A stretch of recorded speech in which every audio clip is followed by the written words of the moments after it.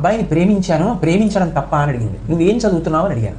నేను intermediate second year చదువుతున్నాను అంది. నువ్వు కాసేపు కూర్చో, పలహారం చేసి వస్తానని నేను ఆ పిల్లతో ఆ వయస్సులో ఎందుకు చదువుకోవాలి, తల్లిదండ్రులు ఎన్ని ఆశలు పెట్టుకుని ఉంటారు అవి చెప్పాను.